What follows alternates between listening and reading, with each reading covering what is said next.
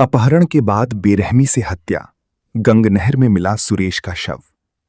खबर उत्तर प्रदेश के मुजफ्फरनगर जिले से एक बेहद गंभीर और सनसनीखेज मामला सामने आया है, जहां अपहरण के बाद एक 50 वर्षीय व्यक्ति की हत्या कर दी गई। मृतक की पहचान गांव पुट्ठी निवासी सुरेश के रूप में हुई है, जो पिछले 3 दिनों से लापता थे। परिजनों की चिंता उस वक्त और बढ़ गई जब सुरेश का कोई सुराग नहीं मिला। इस बीच उनकी पत्नी ने पुलिस में अपहरण और हत्या की आशंका जताते हुए मुकदमा दर्ज कराया। मामले को गंभीरता से लेते हुए पुलिस ने जांच शुरू की और तकनीकी साक्ष्यों के आधार पर कार्रवाई करते हुए एक आरोपी को गिरफ्तार कर लिया।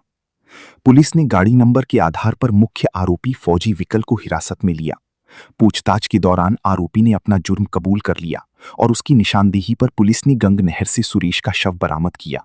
इस खुलासे के बाद पूरी इलाके में हड़कंप मच गया। जांच में सामने आया है कि सुरेश की हत्या एक ब्रेजा कार में झगड़ी के दौरान की गई थी।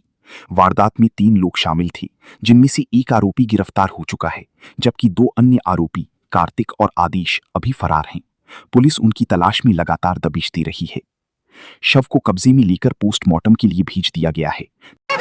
अब तुम क्या चाह रहे हो? ये तो उन्हें तीनों को फांसी होनी चाहिए, हमें इंसाफ चाहिए। इंसाफ चाहिए।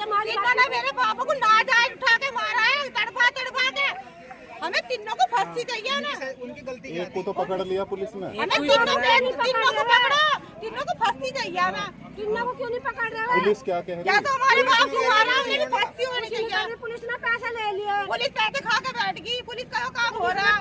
पुलिस खा के बैठ गई। उल्टे हमें ही कह रहे हैं, बदल कर दो। देखिए, एक मामला संज्ञान में आया है रामराज थाने का। सुनीता निवासी इब्राहिमपुर पट्टी थाना रामराज द्वारा रामराज पुलिस को एक सूचना दी गई थी कि उनके पति सुरेश पुत्र बाबूराम ये लापता है, जिसके आधार पर गुमशुदगी दर्ज की गई थी।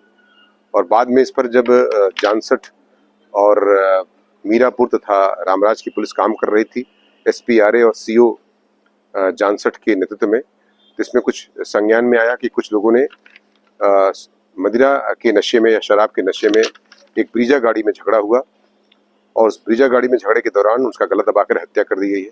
इसके आधार पर जब मामला संज्ञान में आया, तत्काल पुलिस ने जो है नहर में जहां पर बॉडी डाली गई थी उसको वहां से बरामद किया है। इसमें जो हत्या का अभियोग होता है वो दर्ज कर लिया गया है तथा हत्या के अभियोग के साथ साथ जो नामजद अभियुक्त थे उनको गिरफ्तार कर लिया है। विकल नाम के अभियुक्त को गिरफ्तार कर लिया गया, ब्रीजा गाड़ी बरामद कर ली गई है।